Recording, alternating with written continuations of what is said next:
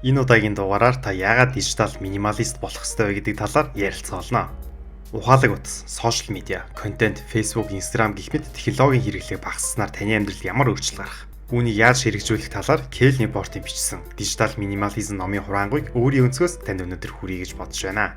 Уг нь бол энэ төрлийн номыг танилцуулах төлөвлөгөөгүй байсан ч энэ номыг уншсны дараа хүн бүхэнд заавал хүрэх ёстой гэсэн хүчтэй үүрэг хариуцлага ирсэн юм шиг санагдсан тул энэ удаагийн дугаараар сонгосон байгаа билээ.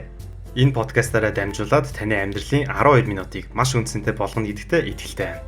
Мөн подкастаа төгсгөлд зөвхөн манай сувгийн сонсогч нар зориулсан бэлэг байгаа тул таныг дуустал нь сонсоорой гэж хүсье. За гол сэдвтэ орцгоё. Та өдөрт хэдэн цаг хугацаа оролж суудаг вэ? Та хэрэг мэдэхгүй бол бичлэгээ төр зогсоогоод дэлгэсэн дээр харагдаж байгаа зааврын дагуу өөрийн хэрэглээг шалгах боломжтой байгаа шүү. За таныг утасны хэрэглээг олж мэдсэн байх гэж найдаж байна. Дэлхийн дундаж 3 цаг байдаг бол монголчуудын хувьд 4 цаг 9 минут байдаг байна. Энийг хамт тооцоолоод үзье. 1 сар буюу 30 хоногоор үржүүлээд үзэл 125 цаг болно. Хүн өдөрт дунджаар 8 цаг унтдаг гэж бодох юм бол та сэрүүн байгаа цагийнхаа 3/1-ийг жижигхэн дэлгэж ширтгэд. Хэрвээ та өдөрт 8 цагийн ажил эрхэлдэг бол чөлөө цагийнхаа талыг нь. За бүр наривчлах юм бол төвчрэл, гэрээ ажил, хоол, усанд орох гэх мэт зайлшгүй цаг зарцуулах ажлуудыг оролцуулах юм бол дийлэх монголчууд чөлөө цагаараа зөвхөн дэлгэж ширтдэг болно. Магадгүй уцаа ширтэх 4 цагийн 1 цаг ч юм уу 2 цагийг ажил зохицуулахад ашигладаг байж болно. Гэхдээ энэ дээр нэмээд монголчууд дунджаар өдөрт 109 минут буюу 1.8 цаг телевиз үздэг. Ингээд үндсэндээ 2021 оны монголчууд бидэнд чөлөө цаг байх уу гэсэн үг. Та санаад үзээрэй. За өнөөдөр яг энэ зүйлийг амжуулна гэж өглөө бодоод нэг мэдсэн чинь уцаа оролцоор байгаад унтах цаг болчихсон байдаг. Ийм зүйл хүн бүхэнд тохиолдож байсан байх. 21-р зуунд сошиал сүлжээ, ухаалаг утас зэрэг шинэ технологи инновацууд бидний амьдралыг оронгоор нь өөрчилсөн гэдэгтээ марах хүн байхгүй байх. Мэдээж энэ технологи бид нарын амьдралд эерэг өөрчлөлт үзүүлдэг. Мессенжер ашиглаад гэр бүлийн гишүүд рүүгээ зураг сэлгэх. Инстаграмаас найз нөхдийн хүүхдүүдийн томорч байгааг хараад сэтгэл үлдээж найз нөхдийн харилцаагаа хадгалах. Аль эсвэл Facebook-оос тренд болж мэдээллийг цаг алалгүй харах гэх мэтлэн янз бүр байдаг. Facebook энэ талаараа сайхан сурталчилдаг. Өнөөдөр Facebook-ийн үүсгэн байгуулагч Марк Зукерберг дэлхийн баячуудын дээрээсээ тавт ордог. 33 настай нэг Америк шар нөхөр Монгол улсын 20 жилийн экспортын дүнтэй тэнцэх хэмжээний хөрөнгөтэй. Яаж ингэж их баяжсан юм бэ гэвэл ердөөсөө л зар сурталчилгаа. Компаниуд мөнгө төлж Facebook зараа байршуулна. Facebook зарыг нь дэлхийд дахинд байгаа 7 тэрбум хэрэглэгчдэд, Монголд байгаа 2.2 сая хэрэглэгчид хүргэдэг байна. Хамгийн гол зүйл бол Facebook ашгаа өсөхийн тулд юу хийх ёстой вэ гэвэл нэг ч хэрэглэгч өдөрт Facebook зарцуулах хугацааг өсгөхөд болно. Өөрөөр хэлбэл таны цагийг хэр их булаан, төдий ч нэ ашигтай ажиллана гэсэн үг. Уг зорилгынхоо төлөө дэлхийн хамгийн өндөр цалинтай эрдэмтэд, мэрэгжилтнүүд, инженеруудыг цуглуулад таны цагийг булаах тухай судалгаа хийдэг байх нь. Үүний талаар 2017 онд хэвлэгдсэн Адам Алтрийн Irresistible номон дээрх судалгааны талаар танилцуулъя. Технологийн компаниуд танд урамшуулалт өгдөг анивчих тохиол болон нийгэмд хүлээн зөвшөөрөгдөх гэсэн хүсэлтээр дөрвөлн таныг донтуулдаг гэсэн байдаг. Эхний хүчин зүйл болох анивчих тохиолны талаар 1970-ад онд хийгдсэн сонирхолтой судалгаа байдаг. Уг судалгаагаар тагтааны өрн дотор товчлуур байрлуулад энэ товчлуур дээр дарах болгонд будаа гарч ирж тагтааг урамшуулв. Энэ үед тагтаа хаяал нэг тоншдог байсан. Харин дараа нь тонших бүрт 50-70% магадлалтай будаа гарч ирдэг байдлаар тохируулахад тагтаа тасралтгүй тоншсон байдаг. Эндээс юу харагдаж байна вэ гэхлээр таамаглагчгүй үрдэн үйл хөдлийн хорхоог хөдөлгдөг байна. Жишээлбэл таны Facebook дээрх зураг дунджаар 50 лайктай байдаг гэж бодъё. Орой нэг зураг постлоод өглөө харсан чинь 100 лайк хүрсэн байвал та баярлалаа биз? Юм шеэр хийх, сэтгэл бичих, стори оруулах бүгд адилхан. Хэдэн хүн лайк дарах нь уу, хин дарсан байна, ямар сэтгэл байна гэд таныг байн утсад нь шалгуулна. Мөн дээрх үйлдэл хийгээгүй байсан ч зүгээр таймлайн гүйлгэхэд бас анивчлахоо ажиллаж байдаг. Хуруугаа доороос нь дээш нь хөдөлгөөд Facebook гүйлгэж байхад 5 пост тутмын нэг нь таны сэтгэлийг татна. Өөрөөр хэлбэл 20% магадлалтайгаар сонирхолтой контент, хэрэгтэй мэдээлэл, хөөрхөн охины, сайхан залуугийн зураг таныг донтуулдаг байна. Тэгэл бидний тарих энэ 20% гар утасны казино слотыг өөрийн мэдлгүй өдөржин шөнжин эргүүлдэг байх нь. За хоёр дахь хүчин зүйл бол нийгэмд хүлээн зөвшөөрөх гэсэн хүсэл юм. Аристотелийн хэлснээр хүн бол нийгмийн амьтан. Бусад хүмүүс намайг юу гэж бодох? Би өөрийн хүрээлэлтэй ямар байр суурьтай байна вэ гэдэг хүн төрөлхтөө үүсч өгсөн цагаас хойш хүний хамгийн гол бодлын нэг буюу угтаа тархины нэг хэсэг юм. Таны пост олон лайктай байвал та бусдад өөрийн хүлээн зөвшөөрүүлсэн мэдрэмж авна. Ирсэн чатад хариу бичихгүй. Эсвэл хэн нэгэнтэй чат өрнүүлэхгүй бол харилцаа тасрах айдас авна. Facebook Messenger яагаад анх синийг оруулж ирсэн бэ? Технологи гэдэг хүний амьдралыг хөнгөлөх зорилготой. Гэтэл хүн синдүүлэхээр нэг таатай мэдрэмж авахгүй л байх. Бараг байхгүй байсан дээр ч юм шиг. Хүнд синдүүлснээр ямар ч гэсэн нөгөө хүн маань уншиж хариу ирэх юм байна гэд уцаа байн шалгана. Аль эсвэл синдэх муухай гэдгийг мэддэг болохоор тэр дор нь хариу бичдэг болно. Ингэснээр илүү олон цаг гар утсаа шагаадаг болж үүний үр дүнд технологийн компаниуд ажилчдаа цалин тавьдаг байхна. Энэ хоёр хүчин зүйлийг өнөө цагт анхаарлын эдийн засаг гэдэг. Гол анхаарах ёстой зүйл бол энэ бол ердөөсөө ч хэтрүүлэг биш. Стив Джобс, Билл Гейтс нарын хүүхдүүд дунд сургуулийн ангида ангиасаа цооргаан цухаалыг үцгээ хүүхэд нь байсан. Марк Зукерберг хүртэл охиддоо мессенжер агшлаас илүүтэйгээр ном уншиж гадна тоглоулмаар байна гэж ярилцлагын үеэр хэлсэн байдаг. Технологийн гигантууд технологи хамгийн сайн мэддэг тул үүнээс өөрийн хамгийн хайртай хүмүүсээ хамгаалдаг. Боддоо Business Insider цахим сэтгүүлийн 2017 оны судалгаагаар өдөрт 5-аас дээш цаг онлайн байдаг өсвөр наснуудыг 1 цагаас доош ашигладаг хүүхдтэй харьцуулахад амиа орлох магадлал 71%-аар өссөн байдаг байна. За авахаалаг утас сошиал сүлжээ ийм их хортой байж тэгвэл яаж өнөөдрөөс өөрийн амьдралыг, өөрийн хайртай хүмүүсийн амьдралаа өөрчлөх вэ гэдэг талаар уг номон дээр бичигдсэн хамгийн бодиттой хөрсөн дээр буусан зөвлөгөөг танд хүргье. Энэ бол 30 хоногийн дижитал детокс буюу дижитал мацаг барилт юм. Эхлээд надад айл технологи чухал биш гэдгээ ангилна. Үүний зэрэгцээ танд шинээр бий болох чөлөө цагаараа чухал, утга учиртай сэтгэл ханамж өгөх зүйлийг хийж үүнийгээ дадал болго. Тэгээд 30 хоног хэрэггүй гэж ангилсан технологиудаа түр ашиглахгүй мацаг бариад үз. Эцэс нь 30 хоног өнгөрсний дараа алийг нь ашиглах, эс ашиглах талаар бодож, тунгааж, цаашдын хэрэглээгээ тодорхойлох болно. За нэгээр нь дараалалаар нь тань тайлбарлая. Нэгдүгээр алхам технологийн дүрмээ тодорхойл. Таны бүгдийг нь огт ашиглахаа боль гэж байгаа юм бол биш. 30 хоногийн дижитал мацгийн хугацаанд зөвхөн чухал технологиудаа л авч үйл. Жишээлбэл Facebook-ийг авч үзье. Facebook-ээр мэдээлэлд ойр байх, хүмүүстэй холбогдох гэсэн хоёр давуу тал байдаг гэж бодъё. Гэхдээ мэдээлэлээс хол байлаа гэд ихэнх хүмүүсийн амьдрал саад учрахгүй л байх. Өнөөдөр улс төрчид юу гэж хэлсэн? Олонний танилуд ямар сенсац тарьсан? Хинтээ үртийг мэдих таны амьдрал үнэхээр чухал гэж үү?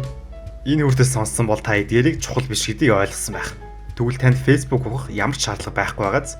Иймээс яг одоо бичлэгээ төр зогсоогоод Facebook аппликейшнийг гар утснаас устгахыг тань зөвлөж байна. Санаа зовлтгүй хэрвээ та Facebook дээр бизнес эрхлэлтгүүл юм бол таны амьдрал ямар ч хэрэггүй шүү. Надад итгээд таныг устгаасаа гэж хүсэж байна. За магадгүй таны ангийн, ажлынхан чинь чухал мэдээллийг группт постлог байж болно. Үүнийг зайлшгүй арга шаардлагатай гэх юм бол компьютер эсвэл утасны Chrome Safari гэх мэт браузераар ороод тухайн группээ bookmark-анда хадгалчих. Ингэвэл та нэг үйлдэлээр шууд хэрэгтэй мэдээлэл авах боломжтой болно. Мөн цаг үеийн мэдээг Facebook-ийн их сурвалжлагүй чанаргүй мэдээллүүдээс биш айконоос л ав. 7 хоногт нэг л удаа ороход л болно.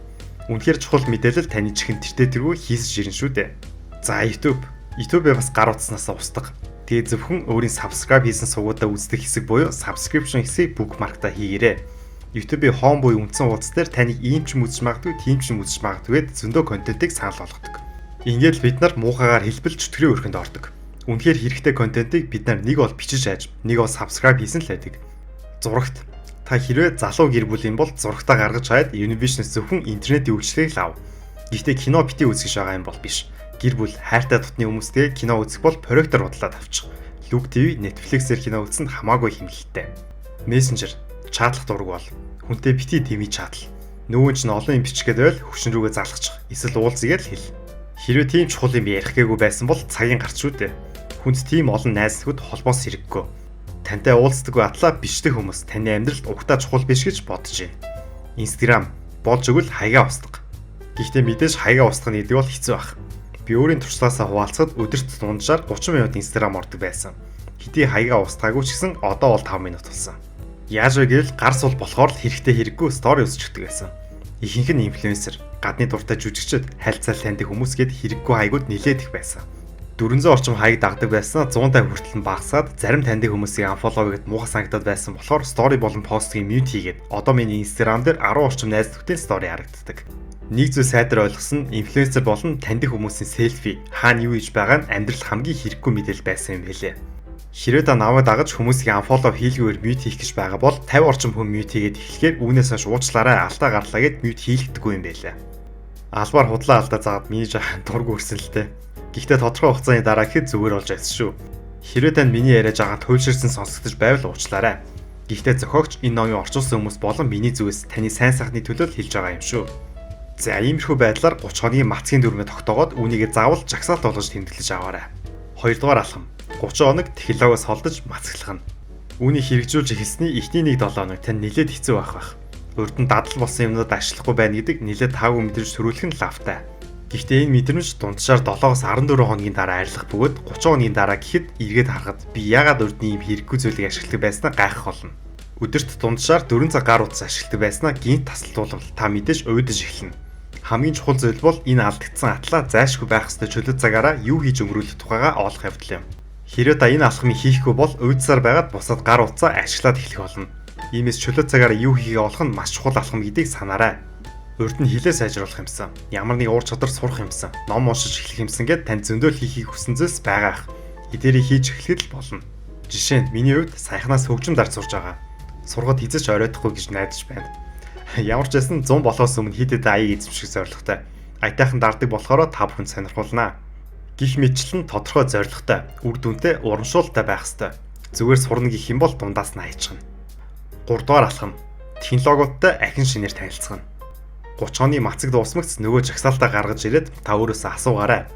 Энэ технологи миний чухал үнцэнтэй зүйлсийг дэмжиж тусалдаг уу? Энэ шалгуурт тэмцэл дараа нь энэ технологи миний бодож буй үнцнийг дэмжих хамгийн зөв арга мөн үү гэж асууна. Жишээлбэл би Instagram ашиглан гэр бүл, найз нөхдөд өөр хүүхдийн зургийг үзэх нь надад гэр бүлийн үнцнийг авчирдаг. Гээд ихний шалгуураа хангах боловч мэдээж зураг үзээд лайк комент үлдэхээс илүү сардаа удирдлаа нэг удаа очиж уулзах нь хамаагүй илүү хүнсний авчин шүү дээ. 3 дахь шалгуур бол би энэ технологиор дамжуулан үнцэнтэй зүйлээ усалж тортохын зэрэгцээ сөрөг нөлөөг нь хэрхэн багасгах вэ гэж асуух явдал юм. Өөрөөр хэлбэл тодорхой дүрм зохицуулалттай байна гэсэн үг. Жишээлбэл би ойр дотны хүмүүсийн мэдээллийг авахаар Facebook ордогч зөвхөн бям гарын орой компьютероос Facebook-ыг шалгадаг бөгөөд миний гар утсанд Facebook байхгүй гэж хариулж чадах юм бол та дижитал минималист болсон гэсэн үг. Дижитал минималистууд хязгаарч технологиг ашиглах шалтгаанаа бүрхэг хилдэггүй. Тодорхой зорилготой, тодорхой дүрм журам, зарчимтай байдаг. Максималистууд яадаг вэ гэхлээр би эндээс хэрэгтэй мэдээлэл авч магадгүй. Ерөн мэдээлэл авдаг гих мэд бүрхэг хариулттай байдаг. Энэ хувцсыг ийм арга хэмжээ болол өмсөж магадгүй юм байна гэд баахан хэрэгтэй эрг хувцас цуглуулдаг шиг тодорхой бус үр дүнд хөтлөгдөг юм бол минималистууд үргэлж тодорхой байдаг. Нейросайенс хувьд хүний тарих огт болохгүй. Цаашаа дахиж ажиллахгүй гэснээс илүү тодорхой хугацааны дараа дахиж ажиллаж болно гэдэг эрхчлөө өгөх юм бол аливаа зүйлс хүлээс танддаг нь тулгдсан байдаг. Иймээс та 30 оны мацгийг хийж чадах хэсэгтээ өөртөө эргэлзэж байвал бүр мөсөн хаалгүйгээр дүрм журамтай өөрийн зорилготой нийцүүлж эерэг функцийг нь үлдээж сөрөг функцийг нь хаах юм бол илүү үр дүнтэй болох болно. 21-р зууны технологиуд маш олон давуу талтай, сайн сайхан чанартай гэдгийг огт үүсгээгүй. Гэхдээ аливаа технологиг ашиглахдаа таны анхны зорилгоосоо халиад явах юм бол таны амьдрал сөрөг нөлөө үзэж эхэлдэг. Иймээс сахиурын хүндийн технологийн компаниудад ашиглуулах биш. Тэдний бүтээсэн гайхалтай технологиг зөв зохистой ашиглах нь чухал юм шүү. За хэрвээ та дижитал минималист болохоор зориулсан бол номоо уншиж эхлээрэй гэж танд зөвлөе. Номон дээр маш олон практик зөвлөмжүүдийг багтаасан байгаа ба энэ удаагийн дугаараар мөсөн үлийн нэг л хэсгийг ярьсан байгаа шүү. Мөн энэ бичлэгийг хайртай дотны хүмүүстэй үзүүлж зөвхөн өөртөө биш тэдэндээ энэ номыг бэлгэлээрэй. Гэр бүлтэйгээ илүү сайхан үнцэнтэй цагийг хамт өнгөрүүлж шууд өнөөдрөөс амьдралаа өөрчлөх гайхалтай ном гэдгийг та мэдсэн байх. За номоо хаанаас яаж авах юм бэ гэвэл зөвхөн манай сургуулийн сонсогчдод subscriber нарт зориулаад 5 дугаар сарын 10 хүртэл Эрдэнэ Publishing-ийн зүгээс дижитал минимализмыг 10% хямдралтай, бусад номыг 20% хямдралтай авах боломжтой байгаа шүү. Энэ номыг подкастаар ярьж болох уу гэж зөвшөөрөл авах гэдэг асуухад ямар ч нөхцөлгүйгээр манай сонсогч нарт зориулаад ийм гоё бэлэг бэлдэж өгсөн Эрдэнэ Publishing-тэй маш их баярлалаа. Доорх линкээр номоо захиалж авч уншаарай. Дуустал нь цугасанд баярлалаа. Баяртай.